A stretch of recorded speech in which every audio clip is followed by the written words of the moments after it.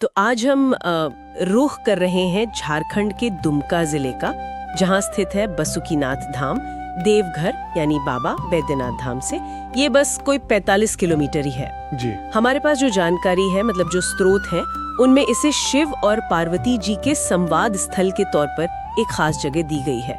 और जाहिर है ये झारखंड और आसपास के राज्यों के लिए आस्था का बड़ा केंद्र है। बिल्कुल, और जैसा आपने कहा, आस्था बहुत गहरी है यहाँ। तो चलिए इन्हीं स्रोतों के आधार पर यहाँ की जो कथाएं हैं, जो मान्यताएं हैं, उन पर थोड़ी विस्तार से बात करते हैं। जरूर। सबसे पहले तो इस जगह के नाम की कहानी बड़ी दिलचस्प है। इसका सीधा संबंध जुड़ता है समुद्र मंथन से। अच्छा, समुद्र मंथन से? जी हाँ, वो जो देवताओं और असुरों ने अमृत के लिए मंथन किया था, स्रोत बताते हैं कि उसमें रस्सी के तौर पे वासुकी नाग का इस्तेमाल हुआ था। हाँ, मैंने भी ये पढ़ा है स्रोतों में, और उन्हें बहुत पीड़ा हुई थी, है ना?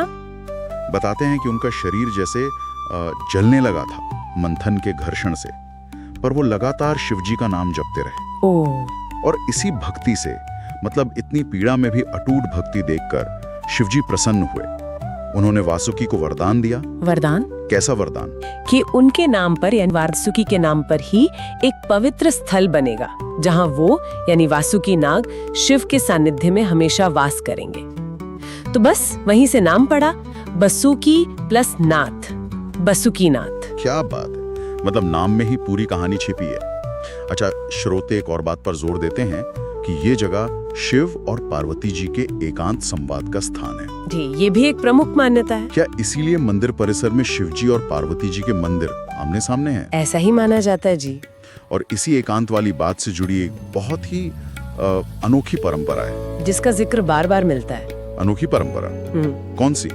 शाम को जब मंदिर के पट बंद होते हैं ना, तो वहाँ घंटी नहीं बजाई जाती। घंटी नहीं बजाते, ये तो काफी अलग बात है। मंदिरों में तो आमतौर पर घंटियों की आवाज गूंजती है। इसके पीछे क्या वजह बताते हैं स्रोत? लोगों का विश्वास है, और ये गहरा विश्वास है, कि वो समय भगवान शिव और माता पार्वती के अपने विश्राम का, उनके निजी संवाद और मिलन का होता है। अच्छा। तो उस एकांत में किसी तरह का शोर या विघ्न डालना ठीक नहीं मानते। ये दिखाता है कि भक्ति सिर्फ पूजा तक नहीं, बल्कि भगवान के प्रति एक गहरे सम्मान, उनकी निजता के प्रति संवेदनशीलता भी है। ये तो वाकई श्रद्धा का एक बहुत ही सुंदर पहलू है। अच्छा, स्रोतों में कुछ चमत्कारों का भी जिक्र है, जैसे रात में अगर कोई प्रवेश करने की कोशिश करे तो उसे कोई अदृश्य शक्ति रोक देती है। हाँ, इस तरह की बातें, इस तरह के अनुभव भक्त लोग बताते हैं। ये कहानियां इस जगह के रहस्य और दिव्यता को और बढ़ाती हैं। ये उसी विश्वास का हिस्सा हैं जो लोगों को यहाँ खींच लाता है। अब जरा बसुकीनाथ और बाबा बैद्यनाथ धाम के कनेक्शन पर आते हैं। स्रोतों में इसे बैद्यनाथ धाम का सहधाम कहा गया है, मतलब एक तरह से साथी धाम। इसका क्या मतलब है? इसका बहुत गहरा संबंध है सावन की कावड़ यात्रा से। लाखों लोग सुल्तानगंज से गंगा जल लेके पैदल आते हैं ना। हाँ बिल्कुल। तो परंपरा ये है, और ये बहुत मजबूती से मानी जाती है, कि वो पहले देवघर जाकर बाबा बैद्यनाथ पर जल चढ़ाते हैं। ठीक। और उसके बाद उनका बसुकीनाथ आना और यहाँ जल चढ़ाना अनिवार्य माना जाता है। जरूरी है? अनिवार्य। मतलब अगर कोई सिर्फ बैद्यनाथ धाम जाकर आ जाए, बसुकीनाथ ना आए तो यात्रा या पूजा पूरी नहीं मानी जाती। जी, मान्यता यही है, बहुत प्रबल, कि बैद्यनाथ के दर्शन तभी संपूर्ण होते हैं, शिव की पूरी कृपा तभी मिलती है, जब बसुकीनाथ में भी जलाभिषेक किया जाए। ये दोनों धाम जैसे एक अटूट आध्यात्मिक क्रम में बंधे हुए हैं। ये जुड़ाव तो सच में बहुत गहरा है। स्रोतों में ये भी लिखा है कि मुख्य मंदिर के आसपास करीब 808 छोटे मंदिर भी हैं। हालांकि बहुत विस्तार से नहीं है, पर जिक्र है। हाँ, 108 मंदिरों का जिक्र आता है।